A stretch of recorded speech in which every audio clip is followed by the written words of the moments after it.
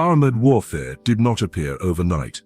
It evolved through centuries of experimentation, necessity, and human ingenuity. From wooden war chariots to ironclad machines, every design reflects the challenges of its time. This evolution shows how protection, mobility, and firepower slowly merged into one moving force, shaping modern battlefields through continuous innovation. Now let's start the evolution.